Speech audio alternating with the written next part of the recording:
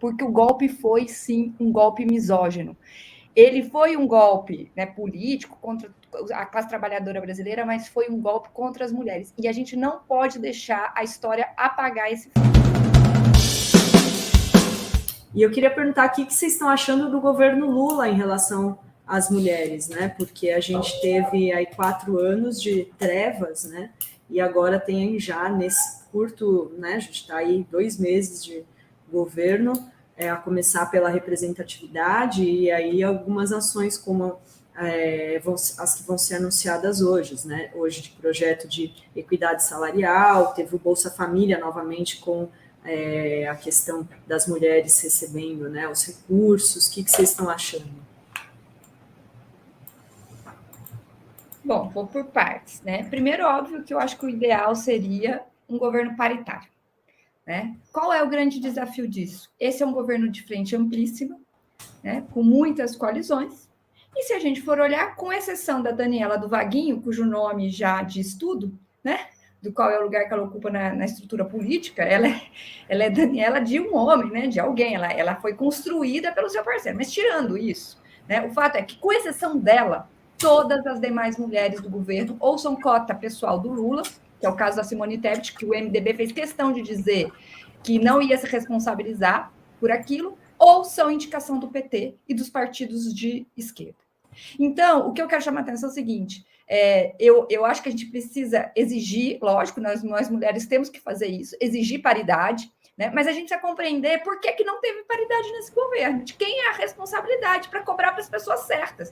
Por que os partidos conservadores, ou mais conservadores, né, da aliança da Frente Amplíssima, não indicaram mulheres para os seus cargos? Por que isso é atribuição da esquerda? Por que isso entra na cota pessoal do Lula? É só olhar, né? Acho que o Lula, ao construir a foto dos ministros, colocando as mulheres na frente, deu uma indicação, né? Recriou a Secretaria Especial das Mulheres, que já tinha estatuto de ministério, mas dessa vez é um ministério mesmo. Então, assim, eu acho que o Lula está dando passos importantes, mas isso não pode ser só atributo da esquerda, né? Então, assim, é claro que a gente sabe por que é responsabilidade da esquerda, porque a esquerda ela sempre foi muito mais aberta às mulheres, historicamente. A Ana sabe desse dado, né?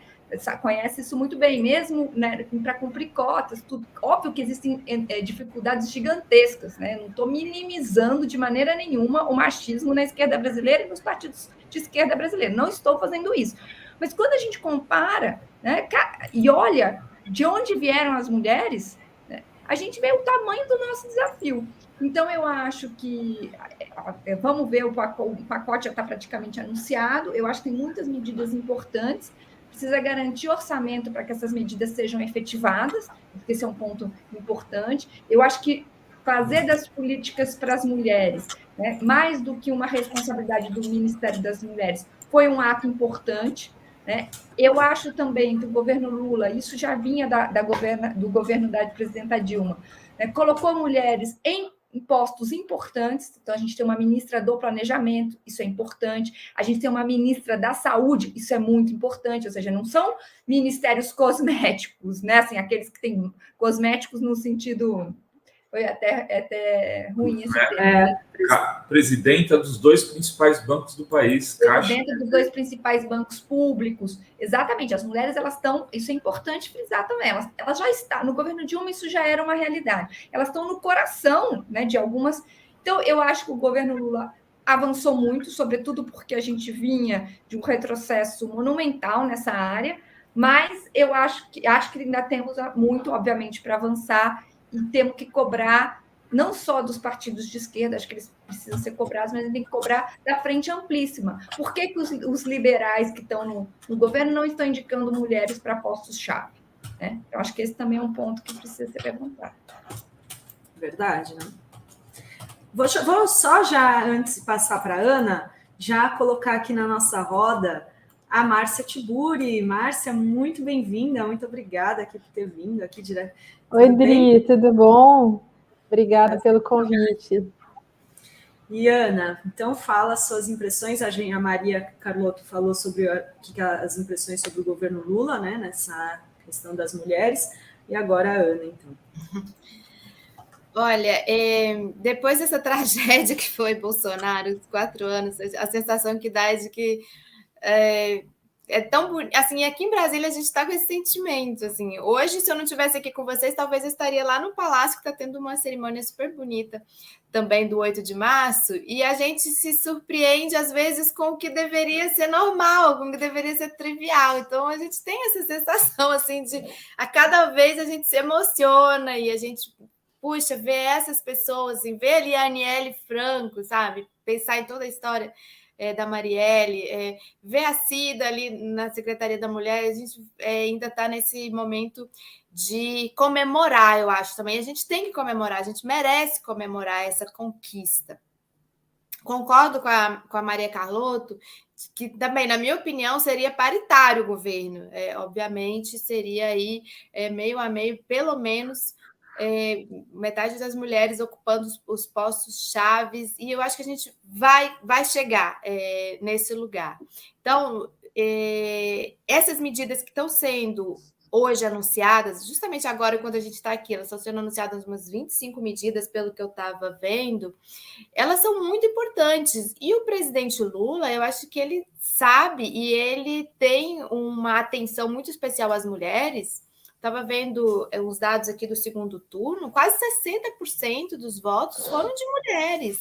E ao longo de toda a campanha, a gente observou a força das mulheres para erguer também a todo momento. E mais, gente, se a gente for olhar desde o período do golpe, lá 2016, o pré-golpe, quando teve Fora Cunha, quem puxou Fora Cunha foram as mulheres, né?